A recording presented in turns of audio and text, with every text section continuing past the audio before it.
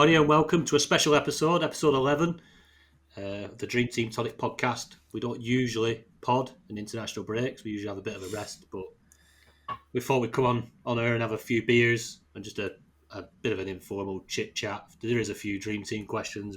We threw a tweet out for our listeners to get involved in it and ask anything really, rather than just Dream Team. So we'll have a flick through all them. We'll touch on some subjects that have gone on. Obviously, the UEFA Nations League's going on as we speak. Spain and France should be a good game. So there will be some alerts on. So if there is any goals, any noises coming through, that's that. Obviously, big news with the Newcastle takeover. We're going to go through who we think will win the Premier League and get relegated. Some big subjects: Foden and KDB back on the scene. I think we'll touch on that and a lot of other stuff. So, are you there, Ben? Yeah, how you doing, lads? All good, mate. Are you there, James? I'm here, mate. Ready for a few beers and a chat. Right, kicking us off straight in with a Dream Team question. Obviously, they've took the opportunity of getting some more questions in this week before obviously returns next week. Fergie's apprentice. Hi lads, I'm back with a question. Is this a team well set up, do you think? He's no transfers left. He spunked them like Tony did, like I did. He's got KDB and Salah back after a punt that went wrong. He got them both in before the price rises. What do we think, James? Well, Traore's got to go next month, hasn't he? I think. Looking at the team, I think I would rework that midfield and consider going to a back four. Obviously, keep an eye on what Torres does if he starts picking up more starts. I think they've got a few easier fixtures coming up, so Torres might get a few more starts. He didn't start the game against Liverpool, did he? So you'd think there's a good chance he'll come back in the side. So I wouldn't necessarily rush him out, although there is a hell of a lot of competition in that midfield. Getting worse, isn't it? Getting worse. Yeah. Ideally, Rafinha would be a player that's playing in Europe. But I appreciate it's a bit tricky with the budget and stuff. So, yeah, it's tricky. I mean, Alonso, you got to monitor him closely with Chilwell coming back now. I've taken Alonso out of most of my teams, and I've got a feeling Chilwell's going to get more starts going forward. So yeah, that's my thoughts on the team. What do you guys think? Go on, Ben. Yeah, Traore's not one I would have picked anyway. You lot all jumped on him, didn't you? He was. I mean, he was doing good at that time, weren't he? Yeah. It's like jumping on the bandwagon. Obviously, he was getting starts, and then all of a sudden everyone's jumped on him, or a certain percentage of people jumped on him, and now he's been dropped. But I am hearing that Trincao is out this weekend coming.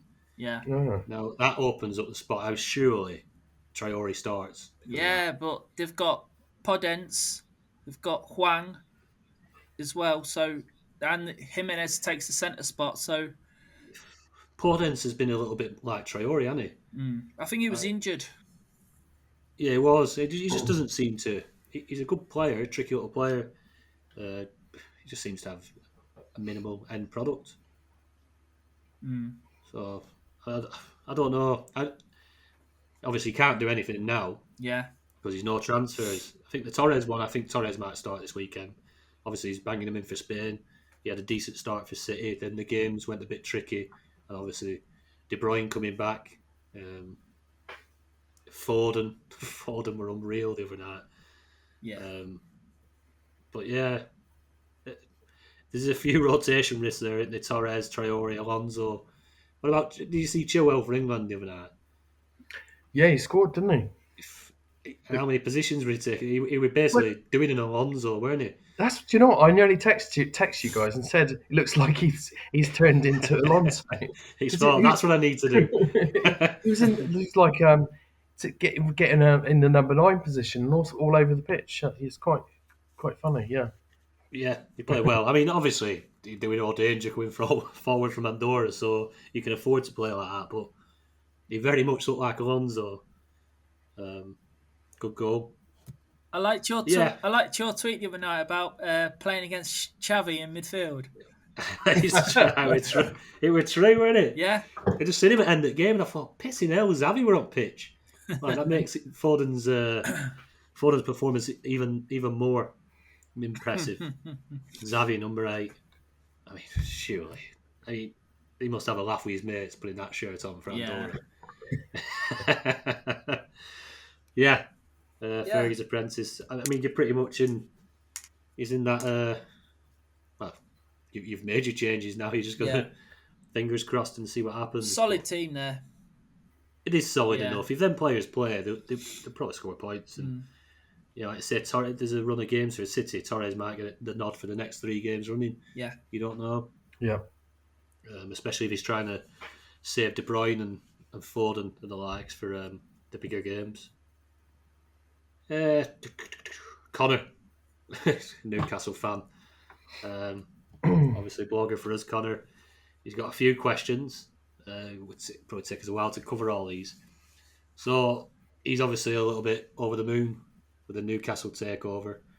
We don't want to go into too many political issues because there's obviously a lot behind that. Which, I mean, for me, I think that the Premier League had a vote on it, didn't they? The top 6 had a vote on whether Newcastle takeover should go ahead the first time, which I thought stunk a little bit. Yeah, I don't think they should ever have a say, especially when it affects their power and their ability to finish in the Champions League places and so on. So that stunk a little bit. So obviously there's a lot more to it than that. But we won't go too far high into the Saudis. Like, fair play, Newcastle are going to get a hell of a lot of money spent on them. It's exciting times for the football club. Obviously, they probably feel like City fans used to do. So we'll go through his questions. Predictions on who you think Newcastle will sign. A couple of names off the top of your head. Who do you think they might sign? I've heard some crazy names being mentioned. Mbappe being the main one, which I don't think is going to happen. But go on, James. Who do you think, mate? Well, there's three types of players I think they'll bring in: mercenaries, outcasts, and has-beens. Seriously, no, seriously, they're not going to bring the likes of Mbappe in from day one. They need to be looking at the likes of the Coutinhos and players like that. I mean, Barcelona are desperate to offload a load of players, aren't they? They're on big wages. No one wants to take them, but there's still some quality in that squad. And if you can get those sorts of players firing, if you can pick the right ones, and I think they could do quite well. I mean, they can have Origi in January if they like. He's been on the transfer market for a while. Yeah. I've heard talk of Tarkowski of Burnley. I don't think that'd be a bad signing. Maybe him and Lascelles could shore up that defence. Yeah, I think they need to just calm down with the excitement a little bit, because the signings that they're going to need to make to progress to the next step, like I say, they're not going to go and get an Mbappe. They're not going to go and sign these world class players. They need to improve what they've got first and foremost, and probably stay in the Premier League. Maybe a mid-table finish this year. And Tarkowski from Burnley, very good defender. I'd like to see that move go through, because I think that'd weaken Burnley. Just for personal reasons, but he's a very good defender. They're a great signing for Burnley, that. And then you touched on it, Barcelona, like you say, mercenaries. Is Coutinho, if he did get shipped off to Newcastle, he's going to be able to motivate him to play for Newcastle? Yeah, it's a tricky one. Who was that guy that Man City bought when they that Brazilian forward? Robinho. Robinho, yeah. You've got to get the likes of him. He started off all right, didn't he? And then he realised he was in Manchester. And it all went Pete Tong, didn't it? But, yeah. Would you recommend? Yeah, well, players I think they will sign. Can't see them signing any big names in January. Yeah, I could see Coutinho. I could see him. Like you said, Barcelona desperate. Maybe, yeah. And who's going to pay them wages? And they want a marquee signing. You could see Coutinho turning up at Newcastle in January. I could. It sounds crazy. The only thing is, though, if they sign him and put him on, say, 125 grand a week or whatever. The rest of the team's on like, I don't know, 40, 50 grand. They're going to be a few upset players, isn't there? Oh, yeah. And that's what happens. That's what happened at Madrid when they started signing the Galacticos. You had like you had Elguera playing centre half with I can't remember who he was playing with at the time, but he was on like 100 grand more than him. You won't be happy, would you? You sat in your office doing the same job as a guy who sat next to you earning 100 grand more. That's why they only won one Champions League that time when Zidane and Figo signed. Yeah. It isn't great. I think like we're going to touch on it, I think, in the next question, which is thoughts on the bookies' favourites for the job. Obviously, they've got Conte, Gerrard, Eddie Howe, that ex-Dortmund manager is up there as well in the betting. Rangnick or something? Ralph Rangnick? Is that him? You say Dortmund? Yeah. I'm thinking of the Red Bull manager. Leipzig one. Ralph Rangnick. Yeah, he's the technical director for Red Bull Leipzig, isn't he? Yeah. But he's supposed to be a good manager as well. The thing is, you don't want to Conte in, do you? It's someone to come in and, like you say, just probably sign a load of mercenaries and then leave in a year and a half or a year. It's got to be something that's built. Yeah. They're going to have to bring somebody in who's going to probably stay there for the next 5 to 7 years and build Newcastle into a European contending team. Yeah. It doesn't happen overnight. We're seeing that with City. It doesn't happen overnight. Kevin Keegan's coming back. The Messiah.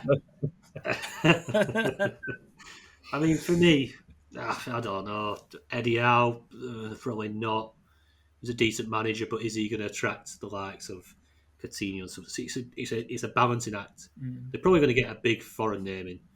I would say Conte, I wouldn't. Gerrard's an interesting one. Done well at Rangers. Can't see it happening. He could be a good appointment. I could see him, geeing up the troops. He's got some good contacts in the game. I think Potter of Brighton would be probably a better appointment. I see his name's been linked. Yeah. He looks like a good job down there, hasn't he? I can't see either of them two leaving. Like Gerrard, I think he's been lined up for the next Liverpool manager once Klopp decides to leave or whatever he does. And Potter's got a good job down at Brighton. Everything's top notch up there now. Everything's been built up, new stadium, training facilities. He's getting all these players in from around the world. They've got a good scouting system. So it depends money in it. If he gets offered a lot more money, then maybe. So they start saying, "Come here, Potter. We'll give you 15 million a year." Yeah.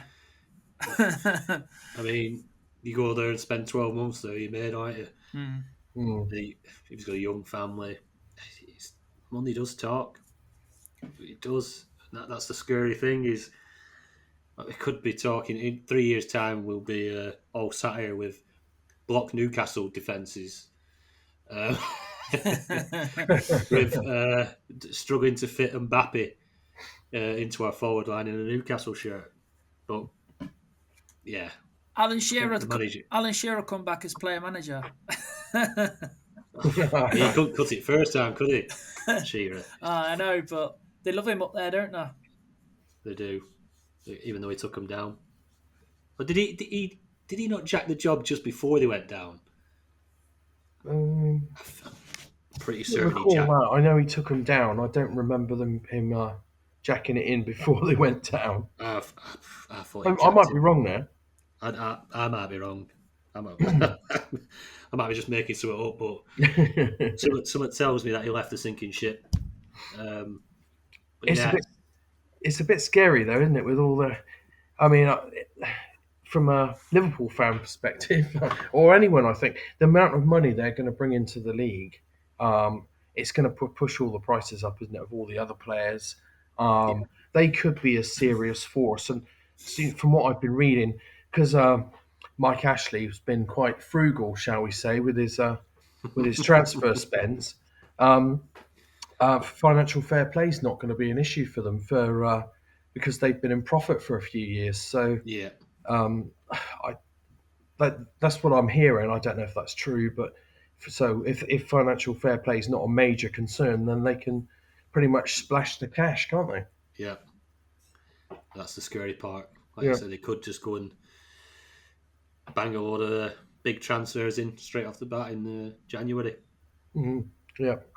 So, are you happy for New? For me, I'm happy. But you know, I see Newcastle. They say they've had tough times, and they give it all this. They want a pity party, don't they? Like, obviously, they've had a bit of a crap owner in Mike Ashley and stuff. There's some teams that are a hell of a lot worse off than they are. There's teams going bust left, right, and centre in the lower leagues and all this stuff. But Newcastle fans, they've got a great fan base.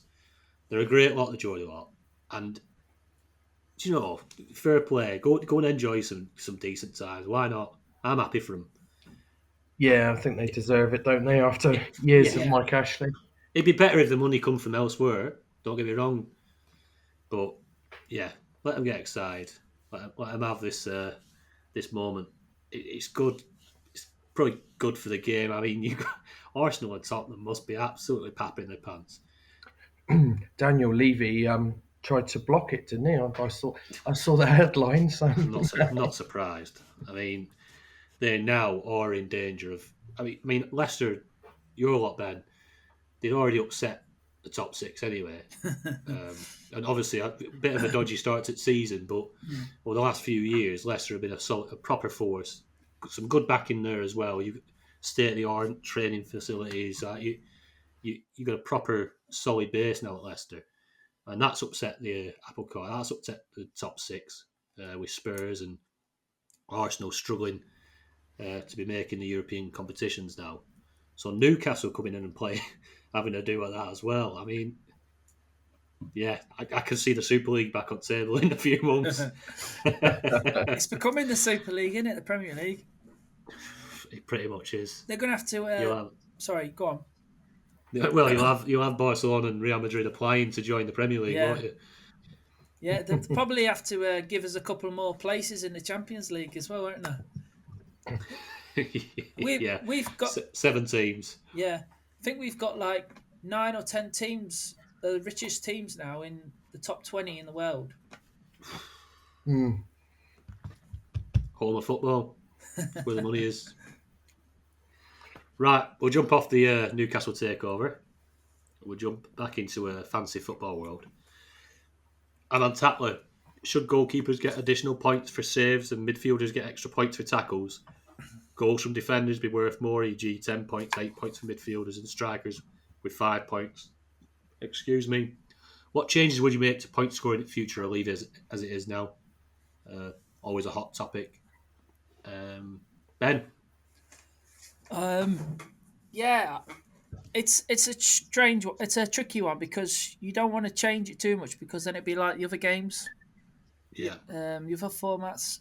I do like the goalkeeper saves idea though, especially in Dream Team because the keepers don't seem to get many points unless they get man of the match or penalty save or something like that.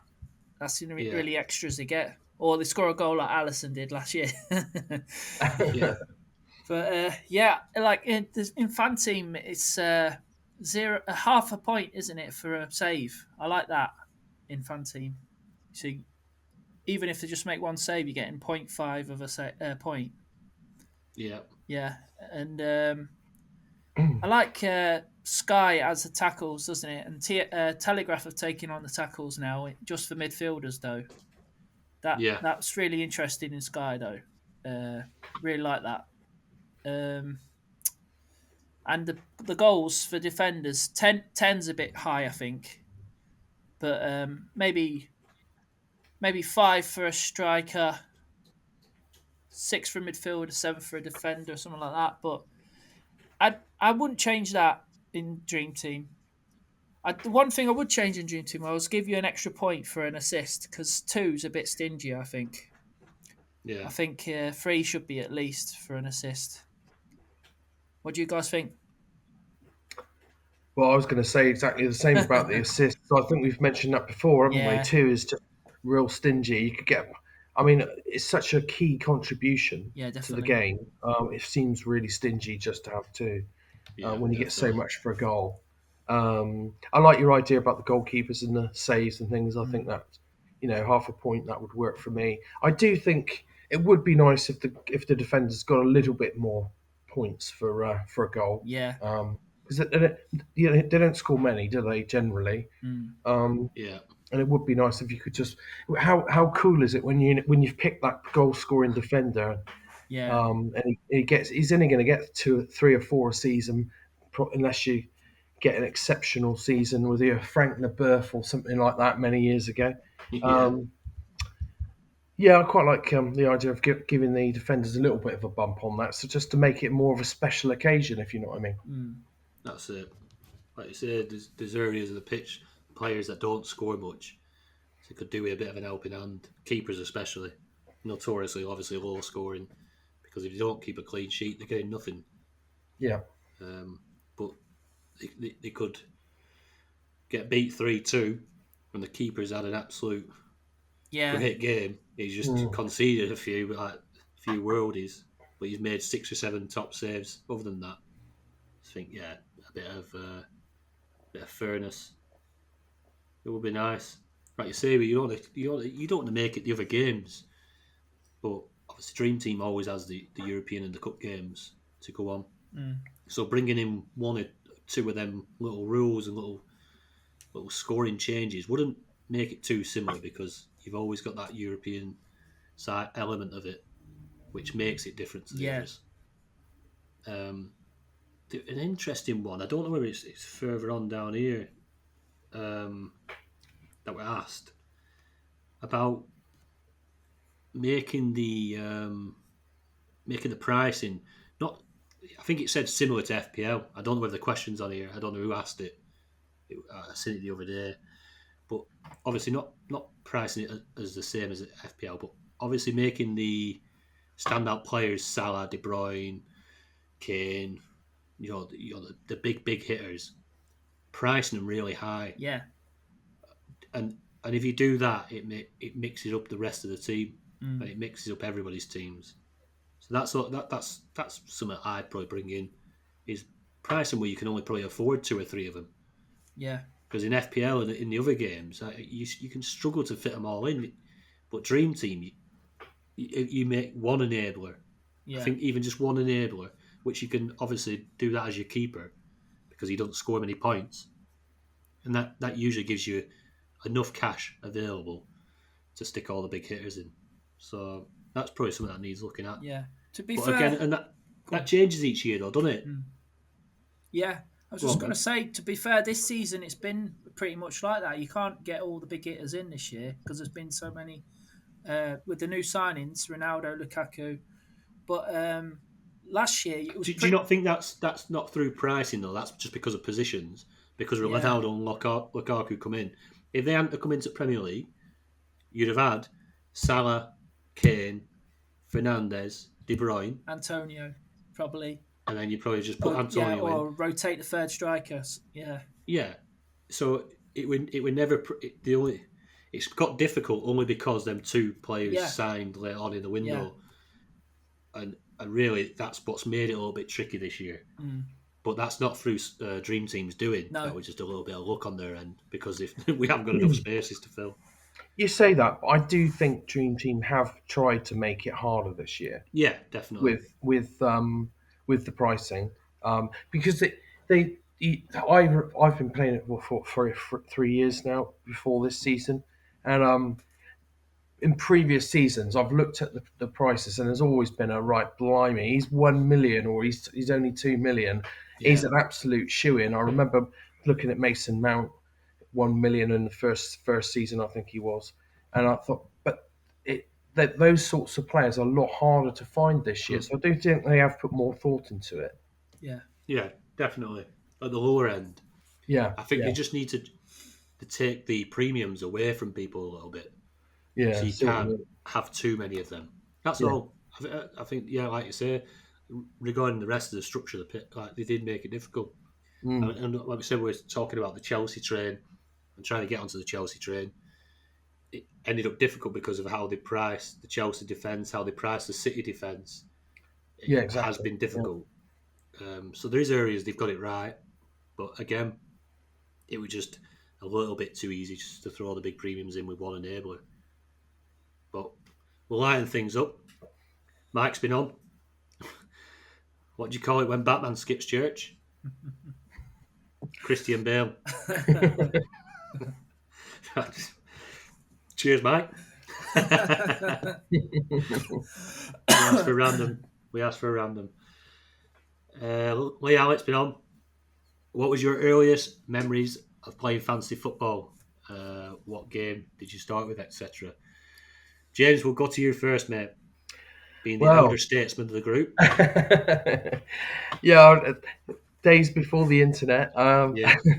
I used to. I started playing the first game I played was the Telegraph, and we were playing. I used to work for Lum Poly, believe it or not, in their Wow. IT department in Leamington Spa, and I Jesus got in. Christ. They all did they did like a telegraph league, but we kind of worked it out ourselves.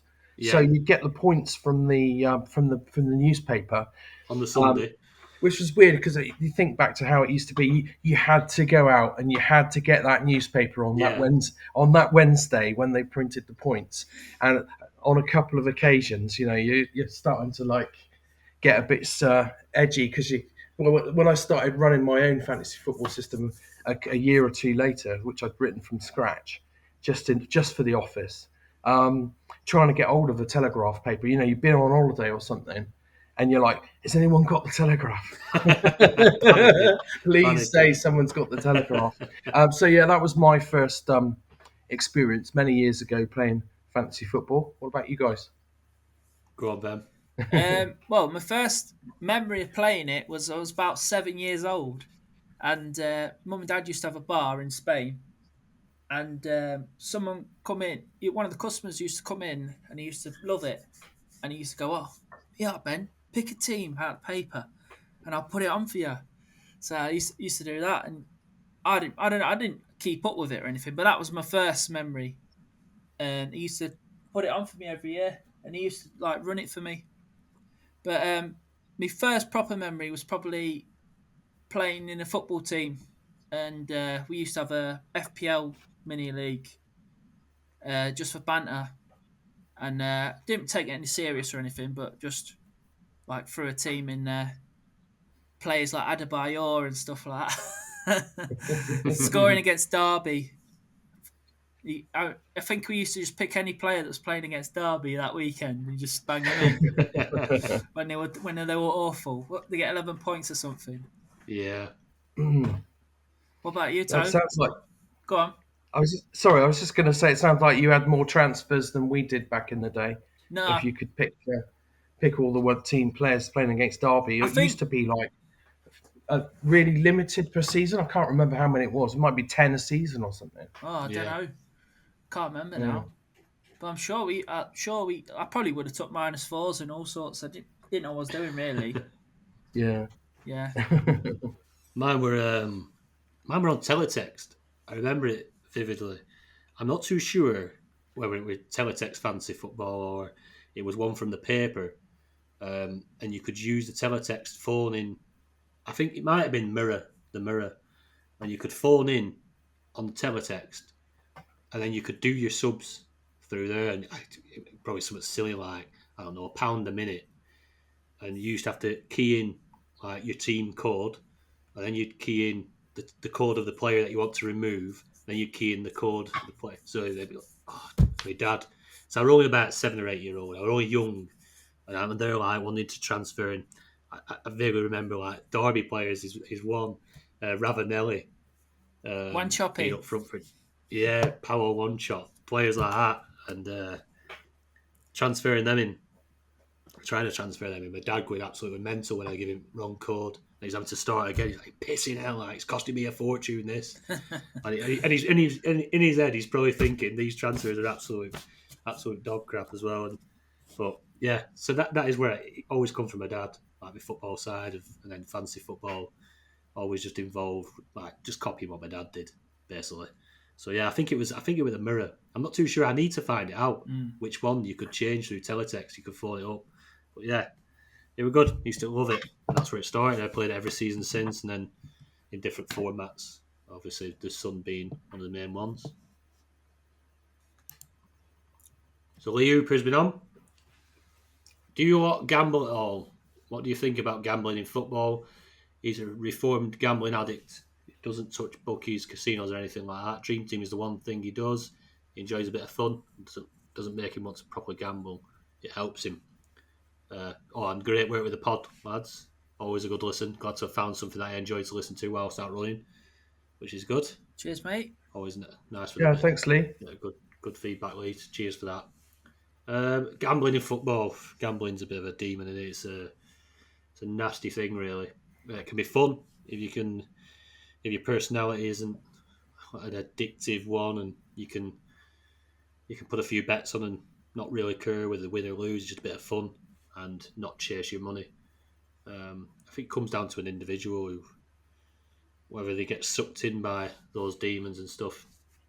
For me, it's all over football, isn't it? It's absolutely plastered everywhere. Sky Bet is Bet365. Every other advert is. For me, I'd probably follow the European rules and just put a bit of a cap on it. Like, there's no need for how much they throw in everyone's faces. If you want to have a bet, have a bet. The old days was, I remember being young and going down to bookies with my dad and getting a coupon, which were on them papers that traces on one underneath. I don't even remember. Yeah. And then you put your 1 for a home, 2 for an away, X for a draw. That's what I remember. I used to go and put some 50p coupons on. And I'd sit there and watch Soccer Saturday or Football Folks, whatever it might have been, with the Vidi Princes. And that was, to me, that was what gambling's about, having a few bets on a Saturday for football.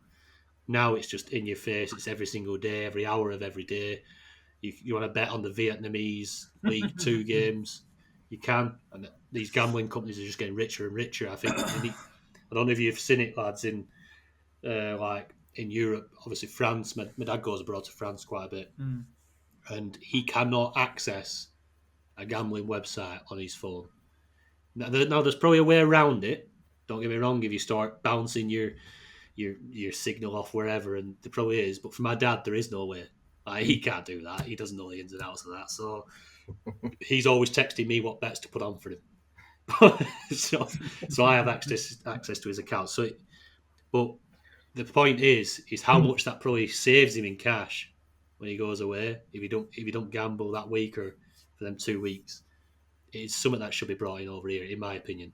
But yeah, Lee, it's good to know that you're a reformed gambler. Obviously, doing a bit of Dream Team isn't the worst thing, is it? A bit of fun. Are you in our Cash Mini League? It could be classed as gambling, but yeah.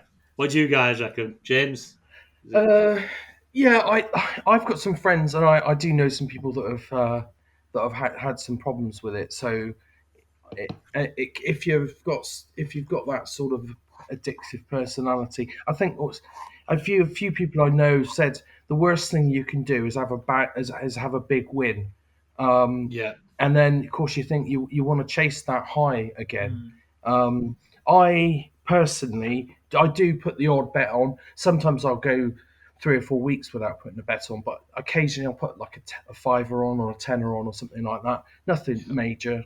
It's not a big part of my life, but I know it can destroy people's lives. So, I don't know what else to say, really. Ben, what do you think?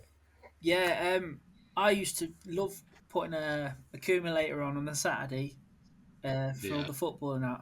And I used to love putting a bet on. I still do every now and again, but since I've been playing fantasy football, it seems to have took over for me. Like, I know that I've got like my interest invested in players scoring, so it's a bit like a bet, isn't it? Say like Salah scoring or whoever gets a clean sheet, and you get the sort of high from that, don't you? Not obviously it's not the same, but at the end of the season you might win some money in the mini league. So it's a bit like betting, but at least you're not putting something on every week or every day. It's like invested for the whole season, so it's a bit more of an investment, Definitely. Yeah. I was going to touch on that with the fan team thing. which is obviously like fancy sports, but obviously Yeah. paid. We do the weekly monsters and stuff. Mm. So if you entered one of their weekly monsters at £2, Yeah. you've got the whole weekend of football, and you've got that enjoyment for £2. You're watching all them games. You're watching Brighton play Burnley and hoping Brighton get a clean sheet, and you get your thrill out of it that way. Mm. And I think that is the way to go if anybody was struggling. Obviously, it depends on people, but yeah, it is very in your face in this country. I think at some point it will that'll get knocked on the head. But with Sky being such big players in obviously the football market, and then having Sky Bet, it's quite a big thing, big business for them because they're rich because everyone's just throwing their money at them. Yeah, don't waste your time with that. Carry on playing fancy football and enjoy it that way. Definitely. Do it. More sensible option. Do any of you guys play Super 6? Sky Super 6? No, because I always forget. Oh, yeah. I always say I at the have start of the done season in I the do past. it. Yeah. Sometimes you do forget, but it's quite interesting gameplay. It's free, and you could win the jackpot, couldn't you, if you get the 6 scores correct? Yeah. At least you're not putting any money on it. It's free. It's true. Yeah. It's true. Something to watch. But I mean, But, imagine your devastation, a 95th minute penalty. You're there about to win. Yeah. Someone won it, didn't they, with the penalty last week, was it? I don't know. I think the penalty won them. They were the last minute penalty. Sometimes he gives them a bit of money, though, don't he? Even if they just miss out, he goes, "Oh, he is 10 grand or something." Jeff Stelling. Oh, they should do because Jesus Christ, that'd do some serious harm to me. If you were to lose 250 grand at the kick of a ball at 95th minute. Have you noticed that if you play Super 6, at the end, when you put your scores in, it says, "Do you want to put a bet on those scores?" Yeah, it does. It does. And that's the point. You never had that before. You never had all that in your face. Yeah. So you've got an account with them already because you signed up to the Super 6. You just deposit a tenner and put a tenner on your selections. Yeah. Arseholes. That's the word for it. But yeah. Right, we'll move on from that. So we're touching on all sorts of subjects today. The Saudis, gambling. Look at that. Mixing it up in this special. The Night Watchman, one of my Burnley mates. Who's your favourite? Who's your guy's favourite midfield options under 3 million? 2.7 million to be precise. His current thoughts are probably all the options we'll go through. Yeah. Silva and Boomer, Curtis Jones, Damari Gray, and Pablo Fornals. James, you got anybody else different to that, or do you want to touch on any of them? Not really. I mean, like I've said before, when you start getting down to 2.7 million, your options are very limited. I actually did a quick filter on my dream team spreadsheet, and if you go for the if you filter by price and take out the players that are playing in Europe, it doesn't leave you with a lot of options. But so I quite like the Curtis Jones option now. Out of the ones he's picked, and Bernardo Silva, he's getting more minutes, isn't he? He seems to be revitalised, like we said last week. I think there are a few. You can't really expect too much of a return at that price. So I think if you've got to stick him in, and if they don't score 1 week, you can't be going, "Oh, who's the next guy to bring in?" I think you've got to give them a few weeks, haven't you, just to see how they're returning, because it's pointless just to watch switching them all the time. Yeah. Ben, have you uncovered any diamonds that we don't know? I haven't uncovered any diamonds, really. No, just I had a couple. Obviously, I like them selections, but obviously, I gave a shout out for Højbjerg last week, didn't I? He's 2.2 million, 29 points so far. He's just behind Damari Gray, who's got 32 points, and he's quite high up on the leaderboard. Lookman's playing for Leicester, but I don't know. they're playing terribly at the minute, but United's coming to town on Saturday, so we'll see what happens. He's only 1.9 million, playing right side midfield. And Ziyech, 2.5 million. He's not been playing every week, but obviously with Chelsea, nice fixtures. Could be a rotation there. And he always seems to bag when he gets a little run, doesn't he, in the team? Could be a nice good player. Yeah. He's not really nailed a spot there yet, No. has he, since he signed? But he's definitely a very good player. That'd be interesting if he did get a decent run in that side. Yeah. And the other one was, I noticed Lingard was 2.7 million. He's been bagging a few goals. Obviously, he's not nailed, but you never know. He could work his way into the team. A lot of injuries. He has an impact, doesn't he? Go on. He has an impact, doesn't he? When he comes on, Lingard, and he wants to score. So if he comes on for 20 minutes, you may well get a goal out of him. Yeah. But yeah, like you say, the injuries at United. I think United's going to get tricky up top when Rashford comes back. Obviously, Cavani's back fit now, so he's going to start. You're going to have your players that are a bit of a rotation risk up there. Greenwood's quickly going to drop out of the picture, I would guess. You got Sancho, who he looked alright for England, didn't he? I don't want to get too excited because obviously it ran Dora, and I reckon I'd have had a decent enough time against that right back, but. When he skinned him that time, he put the ball through his legs. So, it was very, very nice. What we used to seeing Sancho do at Dortmund, whether he can carry that on and pick it up for United, maybe. I mean, the choices for me, there's just one standout, and that's Bernardo Silva. We touched it last week because I think he's showing Pep. Look, no chance. Don't get rid of me. I'm still one of your main men.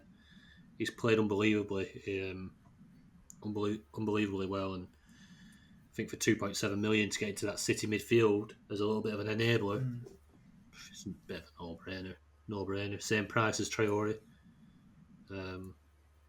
Same price as is Gray 2.7 as well. He is 2.6. 2.6. I mean, yeah. Fornals is 2.7 as well. So Fornals, decent player. I've got him in a couple of teams.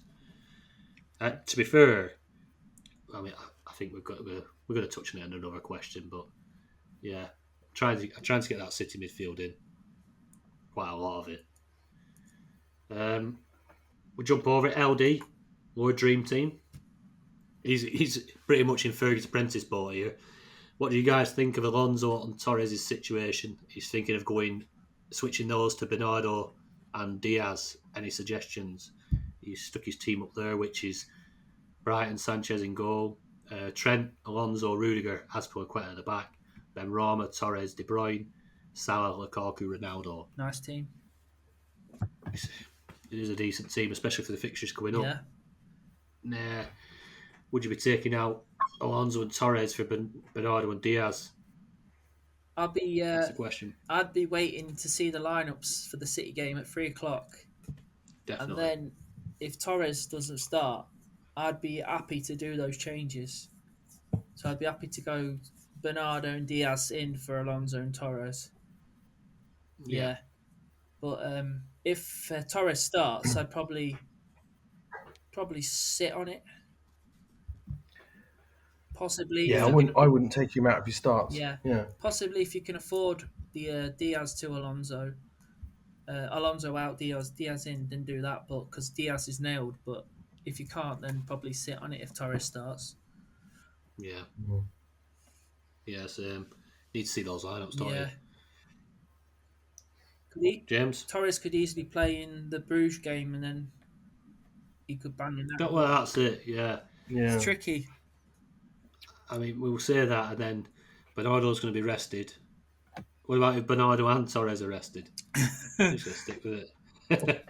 Then you've got to make sure you've got a plan B, haven't you? Yeah. I mean, I stick my neck on line. I think Alonso will start for Chelsea at the weekend. Yeah, I'd probably say the same. He's been playing all season, hasn't he? So he played a weakened side the other day, Chelsea, I thought. So yeah, they did.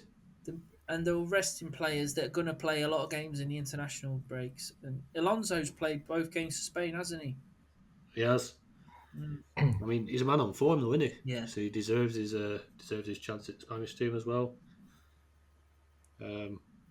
Yeah, you've got to see the lineups. LD have to, and then base it from there.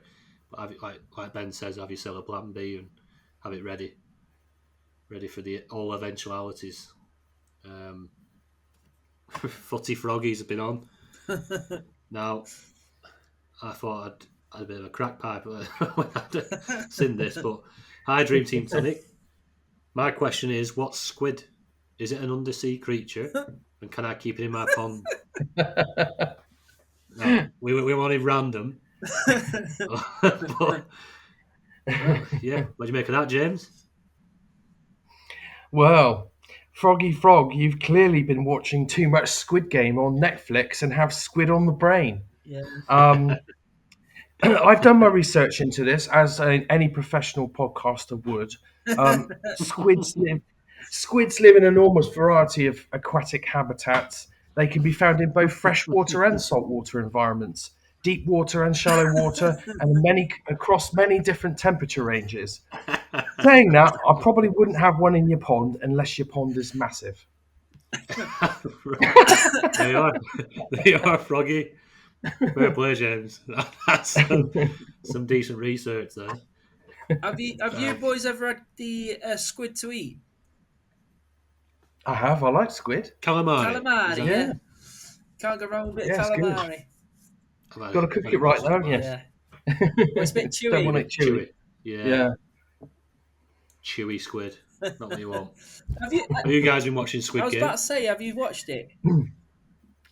I haven't. Do you know what? I'm going to watch it though because everyone's talking about it, and my lodger is started watching it, and he's saying it's good. Everyone in work's talking about it, so yeah, I'm going to give it a go, see what it's like. See, I haven't spoke to anyone about it, and then I seen the advert on Netflix. I put it on with the dubbing, and it's giving it all like the Pokemon sounds. I thought, what the fuck's this? It just sounds like you're watching Pokemon or something. So I turned it off, but I might give it another go. I don't know. I watched the first episode. I was thinking what's going on, a little bit like that. But it gets to the end of that first episode, and I'm like, you've got to watch it.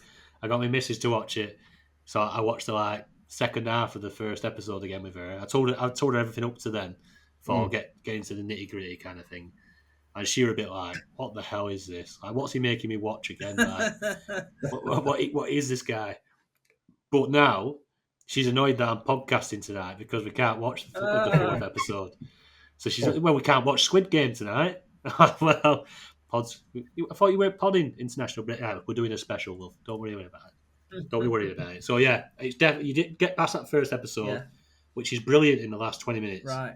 And the dubbing over is a little bit. Some of the acting is a little bit suspect, but it's a very, very, very good program. From what I've seen, like I say, I'm only 3 episodes in, but it's very gripping. So recommend it. Kerry Purvis has been on. Given United's run this month, is it worth punting Bruno? I'm guessing he means shipping him out. That's what I thought when I had to read it about 5 times. But I figured out he's saying, shall I get rid of Bruno and Ronaldo and go with a 3 or 4 City midfield? Yeah, that's how I read it. Yeah, so we'll go with that, James. What do you think, mate? Well, I've done that effectively. So I would recommend it. It could backfire though. I mean, it is. I think you've got to be brave. Go with the fixtures. Yeah. So yeah, I mean, you could pick any from KDB, Foden, one of Grealish or Mahrez, possibly Bernardo Silva for a cheapie. There's plenty of options to go for that 3 or 4 City midfield. Do consider your team. Consider going 4 at the back. I think that is a viable option as well. Definitely the fixtures. I think it is worth a shot. I've done it. Yeah. Yeah. Yeah. You didn't give a shout at Torres there. Good player. Hopefully plays centre forward for Man City on Saturday. Hopefully. But yeah, he could do. It was quite a big option last year, weren't it? We had like Foden, Kevin De Bruyne, Torres at times, Mahrez. It does happen, doesn't it? at points in the season where you think, oh, I'm going to jump on City. Well, do you remember what Fergie was saying on the first pod that he joined us on? He was saying it was the fixture. It was in January of last year when Man City's fixtures changed dramatically, and he got on early. And he said that's what propelled him to the top of the league and to stay there and then ultimately win it. Yeah. So I try and keep that in mind. And it's difficult to get rid of Bruno and Ronaldo, isn't it? But I think sometimes you've just got to be brave and go for it. Yeah, definitely. I mean, United have been absolute pants. They had the fixtures at the start of the season. Obviously, Ronaldo will score. He'll score goals. He's a goal scorer. Fernandes as well. He's going to pick up points. The top quality players, they will pick up points in games. Yeah. But are they going to go and destroy teams like City are probably going to do? Chelsea to a degree once they click. Because, I mean, there's a lot of points to be had with them two teams. I just think you've got to pick them up. Like you say, you've got to have the bigger balls and just say, I'm going without Fernandes, I'm going without Ronaldo. I'm going to fill it with Grealish, De Bruyne, Foden, even Bernardo Silva. I'm going to go 4 across the middle of City, and I'm just going to put up with the rotation. I've done it myself in a few teams where, obviously, my dream team, Tonic team, I've run out of transfers. I've only got Mahrez and De Bruyne. And I'm looking at Fernandes in my team, and it's paining me because it's my best team as well now, my Tonic team. So it's annoying me that I've not quite got that transfer just to put a third City midfielder in until the end of the month. But I think United might do well the next game week against Leicester and Atalanta, but then obviously they play Liverpool after that, the week after. But then we're just hearing Varane's out. Yeah. Maguire's out. Well, Varane's just gone off injured tonight. Maguire's out. So they're going to have a back four of Shaw, Wan-Bissaka, Lindelof. I mean, who's shaky at the best of times. But to be fair, Lindelof can look all right if he's got a decent pointer outside of him. Someone who's looking more assured. But Maguire's looked shaky all season anyway. But that's not their job anyway, is it? Their job's to score goals. I know what you mean, though, but... Yeah. I mean, Bailey, if he could ever stay fit, he's probably the best centre-half they've got. Except Phil Jones. So we need to... it's going to be one to keep an eye on. Did you know he was so good at Rovers? They absolutely ruined him, United. Fuming. He just needs to come back to Rovers. We're struggling for centre-halves. We can't keep Daniel Ayala fit, so... Who's ex-Liverpool, isn't he, Ayala? He is, yeah. God, yeah. So, I mean, to be fair, they've got to grips with him this season at Rovers. So they've said to him, we won't train. He doesn't train during the week. He literally turns up on a Saturday and plays 90 minutes. And now he stays fit. That's what Paul Merson used to do, isn't it? Honestly, he's our player of the year so far. He's been unbelievable for Rovers. But he doesn't train during the week now. So, crazy what they have to do to get the best out of the player. Maybe Phil Jones, if he just doesn't go to Carrington during the week and he just turns up on a Saturday, put him alongside Lindelof. But yeah, like you say, United, Leicester and Atalanta. I fancy Leicester to batter them. Yeah. Leicester are going to bounce back. Vardy, hat-trick. Let's see what happens. Fergie's apprentice won't be happy with that. There'll be a few other of our listeners as well. Is that goal updates here? I'm a little bit light. There's been a couple of goals in the French game. So... Arazi Bayal. Yeah, it's 1-1, I think. Benzema's gone straight back up over end and scored 1-1. Well, that was quick, wasn't it? Well, that flew in. 2 minutes between the goals. Yeah.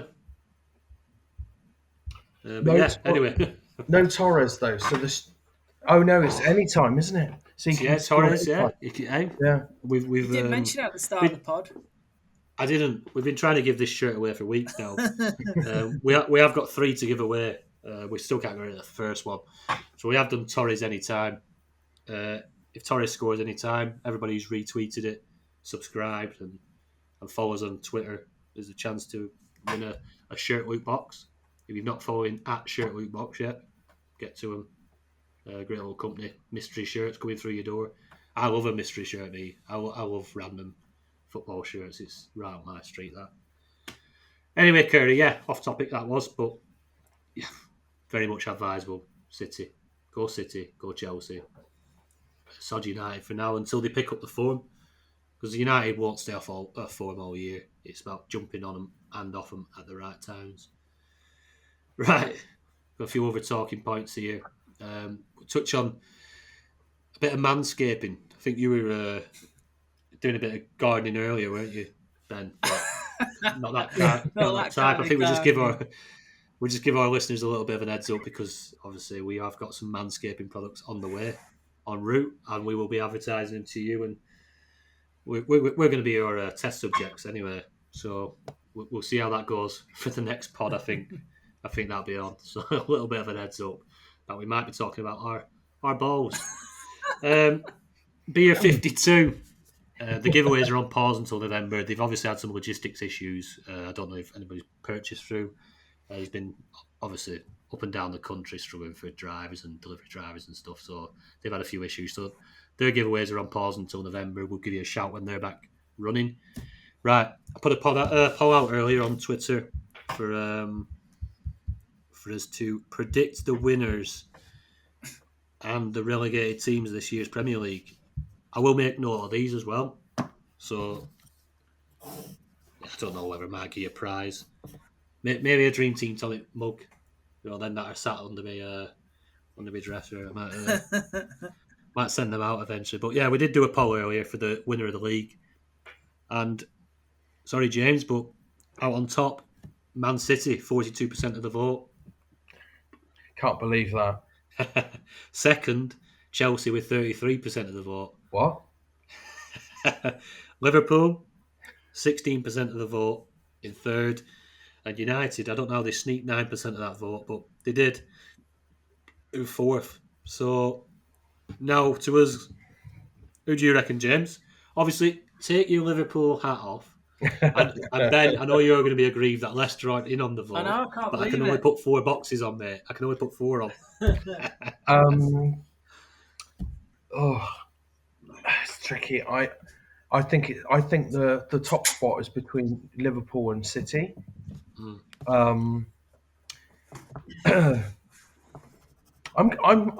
know you said take my Liverpool hat off. I do think we're in with a shout. I just think if City had bought that striker, which they still might do in January, of course, I would say City all the way. Yeah. And mind you, they did look good against us the other day with Foden. He looks electric, doesn't he? Yeah. All right, I'm going to say City at the top, then Liverpool, then Chelsea. It's all going to be really close, and I think United will be a little bit further back, like 10 points or something. 20. Yeah, I like it. Go on, Ben. Yeah. Hold on. Sorry. We'll stick with James. No, go on. No, sorry. Go on, Ben. I actually done this at the start of the season. I wrote all the plays. Oh, did you? That'd be interesting. But I'm going to stick with my prediction from the start of the season. It's Chelsea. I think they're going to win it. I just think they're solid at the back. They've got Lukaku. They've got players in every position. You know, if they have injuries, they've got players to come back in. They've got a good squad. Like City, if they have an injury, they've got to bring a kid in, haven't they? Really, Liverpool, they're bringing the kids in at the minute, and then Curtis Jones. Obviously, Curtis Jones playing well, but Salah's the one that's like making me think, oh, Liverpool definitely got a chance. The way they're playing, they look really good at the minute. Salah. And Van Dijk's back, obviously, but I'm going to stick with Chelsea. Yeah, City. We're not having a striker is a big thing for me. Not having if they signed Kane, God, they would have been another level, wouldn't they? But yeah, they're not. They're not got like a number 9 of the day, like a superstar, have they? So I'm going to stick with Chelsea. I think they're going to come good. they're going to click at some point, and then Lukaku's going to bang the goals in. Yeah, go on. Second then. Second place. Oh, second place. We're doing the top 4. Right. We might as well fill it out. I had Man City down for second place, and then Liverpool third, United fourth. Yeah. For me? No. For me, no. Not for me, no. In my opinion, I'll go with City. I think we've seen them against Chelsea and Liverpool. And I just think even without that striker, with De Bruyne and Foden coming back, they have so much power in that that final third of the pitch. It's so much talent and so many goals and assists that could come from all over there. I think if Ferran Torres finds his feet as a number 9 for City, I think it could be easy for them. But got 2 very, very strong sides in Liverpool and Chelsea behind them.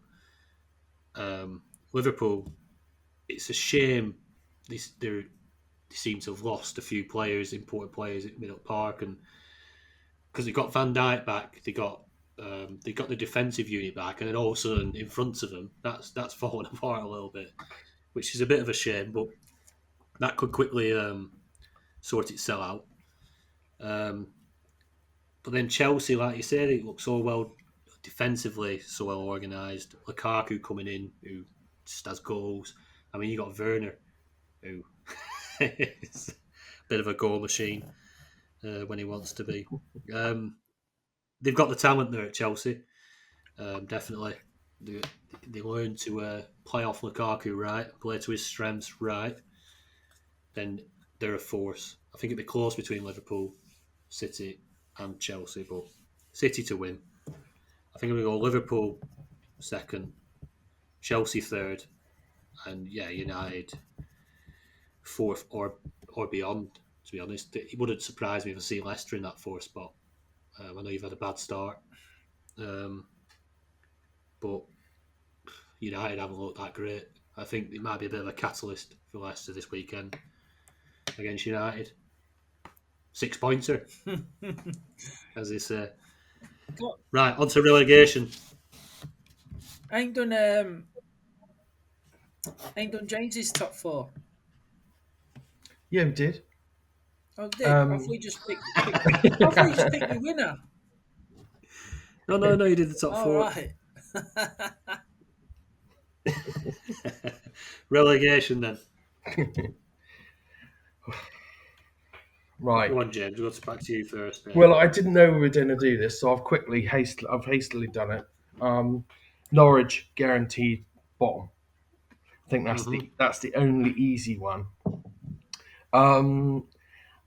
I think Watford might go down, even though they've got Ben's mate Claudio in charge now. Viva Claudio! Yeah. They've got some goals in Sarr though. I mean, you usually look for the sides that struggle to score, don't you? Yeah. Or are leaking defensively. He'll be off to Newcastle in January. I do wonder if yeah. yeah. So Norwich bottom, Watford, I think will probably go, and maybe Southampton. I would have picked Burnley, but they're not doing very well. But they always seem to Jordan Dyche always manages to just get them going, doesn't he? Just enough to keep them up. They might even end up in the top half. You never know. But it's difficult this year to predict. But yeah, I'm going to go Norwich, Watford, Saints. Norwich, Watford, Saints. In reverse order. Yeah. Go on, Ben. And I did this, obviously, I did the prediction at the start of the season, so I've gone Norwich, Burnley, Watford. But now my amici from Italy is back in the Premier League, Claudio. I'm back in Watford, so I'm saying Southampton's going down.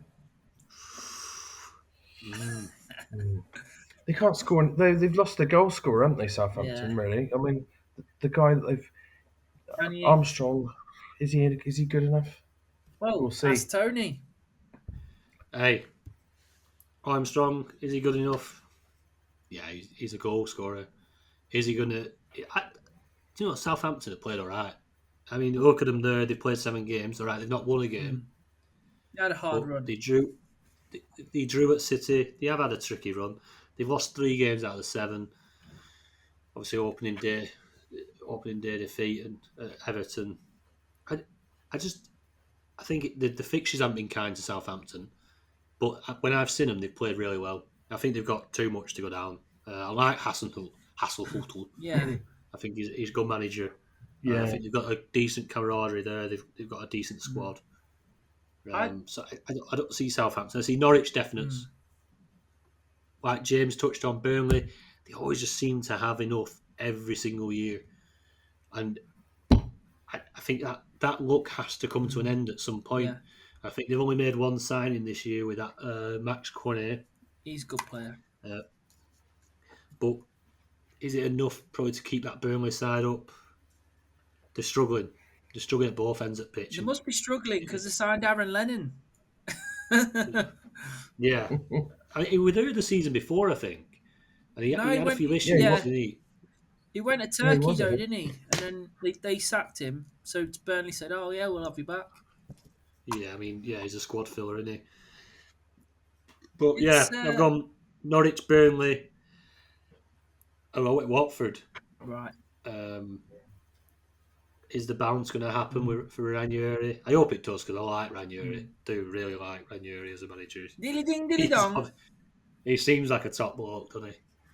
Seems like something you want to go and have a pint with. Yeah. So we'll get them jotted down, and we'll see how they come to light towards the end of the season.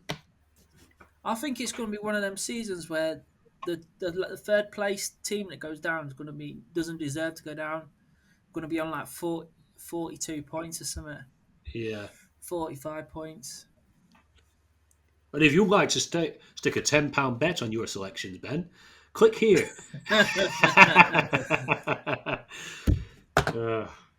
Sky bet. Right.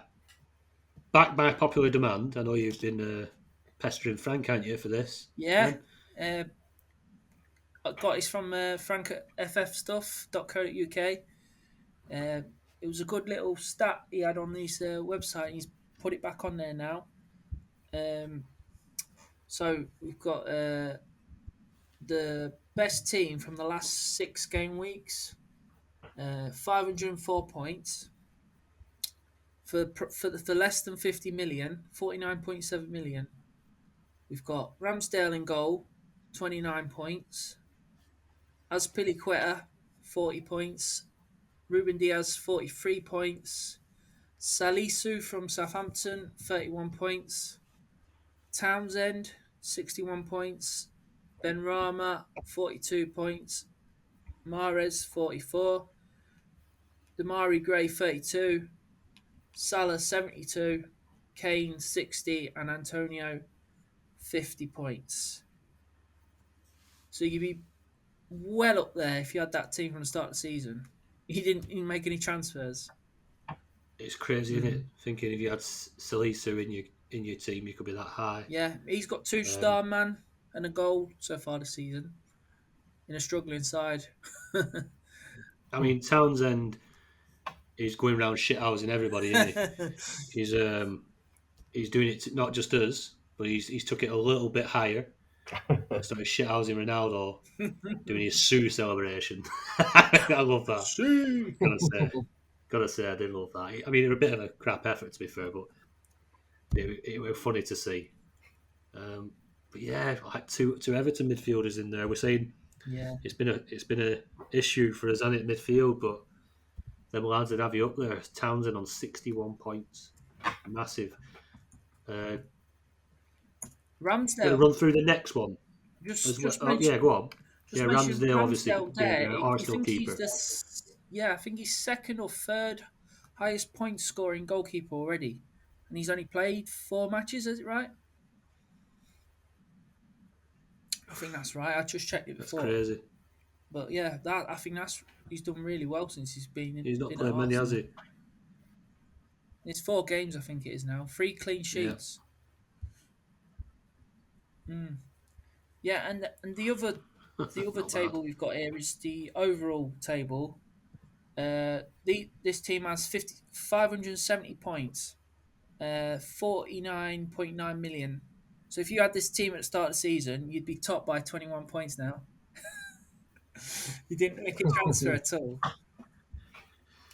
Wow. Crazy. So Looking at one of those players in there, and I'm going, wow. yeah, I know. Sorry, Ben. You carry on. Yeah, for the people listening on the podcast, we've got Mendy in goal, 36 points. Azpilicueta, 48. Cancelo, 47. Alonso, 43. Duffy, 42. Townsend's in there again, 66 points. Benrahma, 52. Bruno, 49. Salah, 89. Antonio, 57. And the one for the special prize, Fours from Brentford. I think he got a hat-trick in the League Cup, didn't he? 41 points, 2.5 million. Yeah. I only had him in 2 teams. You had him, did you? Nah. What you did there. That would have been a good one. Like the Oracle. Yeah, I mean, God. Yeah, Force. I mean, you're not seeing that one, are you? Duffy, I mean, he went to Celtic last year, so he would probably an unexpected one. He's always a good asset in fantasy football, Duffy, because when he at Rovers, he's always a danger in the box. He'll do well on ratings as well. I remember a few people. What was it? He was in FPL a couple of years ago. I think he had triple game week or something, double game week, and everyone tried to. What was it? Don't bring that up, Ben. What was it? What was it again? I forgot now. Oh dear. Yeah. I've still got like some sort of post-traumatic. Nightmares. I captained. I think he had a double or a triple game week or something ridiculous. And I captained him. I was one of those people. Thanks for reminding me. I remember that. He must have, I think he had 2 easy fixtures, didn't he? And he conceded in both games. Yeah, it was a disaster. Oh dear. When fancy football goes wrong. He's turned his career around at Brighton this year, though. Yeah, he's been brilliant. He has. He has. He's a good player. He left Rovers in very strange circumstances, as I think we touched on it before in one of the other pods, where he scored 2 own goals and got a red card. That were the game after we rejected his move to Brighton. Oh God! And they played him because we didn't have many other options. Put him out there. He scored 2 own goals and then got sent off on purpose. Just walked straight down to them.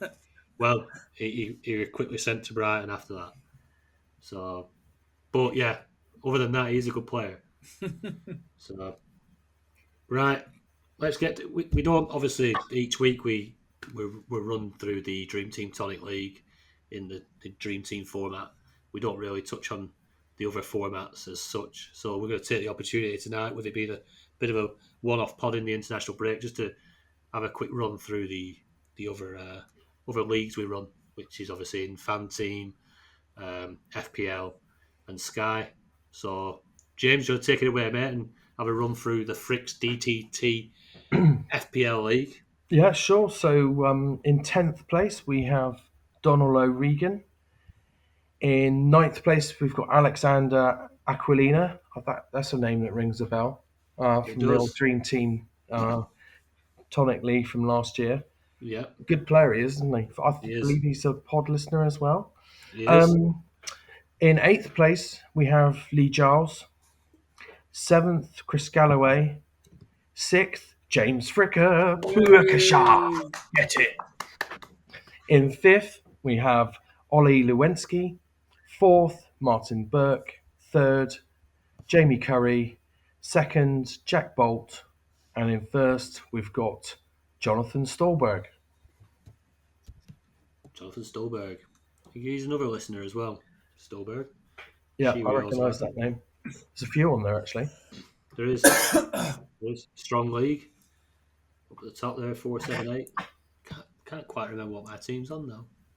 I can't think of it off the top of my head. Do you know how many you're on, Ben? How far are you off of that top 10? 4-3-1 I'm on. So not far behind. It's going to be quite a close league, won't it? The fan team, TT Tonic League.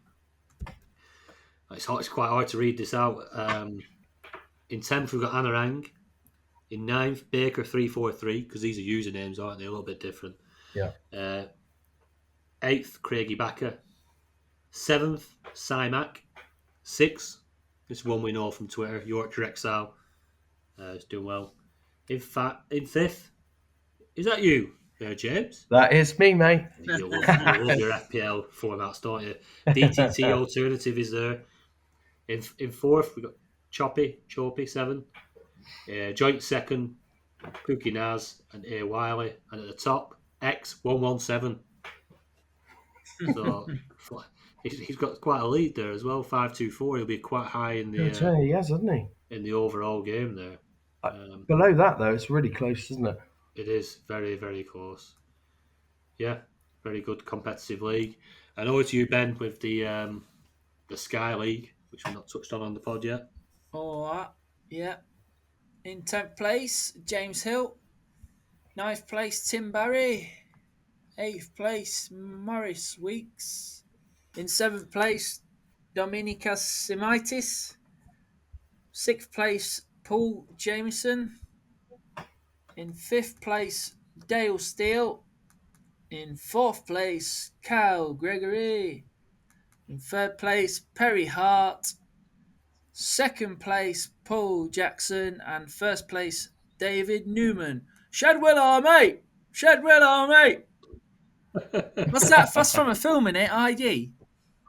Hooligan film. Do you not know it, lads? No. Shadwell, our mate! Is Yeah. it? And like an old 90s film. Early 90s. Well, before the likes of before Green Street. Yeah, before Football Factory in Green Street. Not from the craze, is it? No.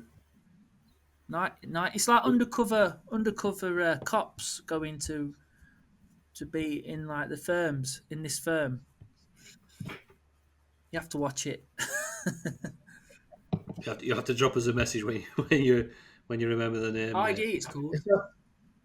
ID. Yeah, it's ID Shadwell Army. It sounds a bit gritty, Ben. It's quite a good film. Come on then, you handsome. Right. We're not going to do the Dream Team Tonic Cash League and the Dream Team one because we already did it last week. There's not been any change. So you're getting another shout out. I think that's it, lads. I think we've done all right, haven't we? To say we don't really have much to talk about during the international break. It's over an hour, so yeah, we've done quite well there. It's been nice to have a few beers with you and chat a bit of other stuff other than just Dream Team. Bit of just general footy and get a few random questions. See what the feedback's like from the listeners, and might do another international break.